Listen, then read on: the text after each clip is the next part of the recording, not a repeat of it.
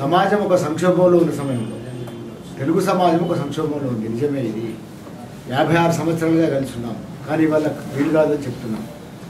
చాలా పోరాటాలు జరిగినాయి, 850 మంది చనిపోయినారు. ఇట్లాంటి ఒక సంక్షుభిత వాతావరణంలో మీరు తెలుగు మహాసభలు అనడంలో అర్థం ఏమిటంటే 1969 ఉద్యమం వచ్చినప్పుడు 72, 73లో పెట్టిన సభలు కూడా ఎందుకు పెట్టినారో మాకు తెలిసిపోయింది కనుక తెలుగు జాతి ఆత్మగౌరవం పేరిట కానీ, తెలుగు జాతి ఐక్యత పేరిట కానీ, తెలుగు భాష గురించి కానీ ఇప్పుడెందుకు గుర్తొస్తుందండి? కానీ అంటే ఒక ఉద్యమం వచ్చిన ప్రతిసారి చేసే అనేక జిత్తుల్లో భాగంగా దీన్ని చూస్తున్నాం మేము. కనుక మమ్మల్ని పిలిచినా మేము పోవద్దనేది, తర్వాత దాన్ని బహిష్కరించాలనేది, ఈ రెండు కూడా తెలంగాణ సమాజానికి మొత్తానికి అంటే రచయితలకు, బుద్ధిజీవులకు, ఇతర అన్ని సంఘాలకు మేము కూడా విజ్ఞప్తి చేస్తున్నాం.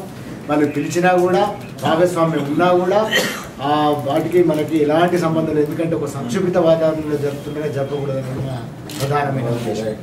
ప్రజాప్రతినిధులు అంటే తెలంగాణ మంత్రులు కానీ వాళ్ళు కానీ ఈ ఫండింగ్ దాంట్లో వాళ్ళ ప్రమేయం ఉంటుంది, వారికి ఎటువంటి హెచ్చరికలు అంటే తెలంగాణకు ప్రజాప్రతినిధులు లేని సమయం ఒకటి ఉన్నది, కొద్ది మంది తప్ప. తెలంగాణకు ప్రజాప్రతినిధులు లేని సమయం ఇది. తెలంగాణ రిప్రజెంట్ చేసే ప్రజాప్రతినిధులు ఉంటే డెల్టాకు నీళ్లు పోవు. మెడికల్ కాలేజ్ ప్రతిష్టాత్మకంగా జాతీయ స్థాయిలో 18వ ర్యాంకు ఉన్న ఉస్మానియా యూనివర్సిటీకి 16వ స్థానం ఉన్న మెడికల్ ర్యాంక్ ఉన్న అంటే జాతీయ స్థాయిలో ర్యాంక్ ఉన్న గాంధీ దానికి పెంచకుండా మిగతా వాటికి పెంచినారు. ప్రజాప్రతినిధులు తెలంగాణలో ఉంటే, వాళ్ళు తెలంగాణ ప్రజాప్రతినిధులు అయితే, దీన్ని రిప్రజెంట్ చేసి ఉంటే ఈ సీట్లు వచ్చేది, ఆ డెల్టాకు నీళ్లు పోయేవి కాదు, పుట్టంగండి రిపేర్ అట్లా అయ్యేది కాదు. 1,00,000 ఇష్యూస్ ఉన్నాయి. ఈ 1,00,000 ఇష్యూస్ రిప్రజెంట్ అయ్యేది కనుక మేము తెలంగాణకు ప్రజాప్రతినిధులు ఉన్నారని భావించడం లేదు. ఉన్నవాళ్ళు కొద్దిమందే ఉన్నారు, మిగతా వాళ్ళందరూ అన్ని రాజకీయ పార్టీల వాళ్ళు తెలంగాణకు రిప్రజెంట్ చేయడం లేదు. ఎందుకంటే గవర్నమెంట్ కాలేజీలలో రావాల్సిన సీట్లు రాకుండా కూడా ఒక ప్రైవేట్ కాలేజీలో 100 సీట్లు వచ్చినందుకు ముఖ్యమంత్రి కిరణ్ కుమార్ రెడ్డితో కలిసి మన మంత్రులు తెలంగాణ ప్రజాప్రతినిధులు అనే వాళ్ళు పోయి కూర్చున్నారు. ఇట్లాంటి వాళ్ళు తెలంగాణ ప్రజాప్రతినిధులుగా మేము గుర్తించడం లేదు. అదే కొద్ది మంది కూడా పోరాటం చేయాలనే విజ్ఞప్తి తప్ప పోరాటం చేయడం లేదు. అది కూడా వాస్తవమే. కోసమే ఏర్పడిన పార్టీ తెలంగాణకు అన్యాయం జరుగుతుంటే అది కూడా స్పందించింది. ఆ పార్టీ అంతో ఎంతో స్పందించింది.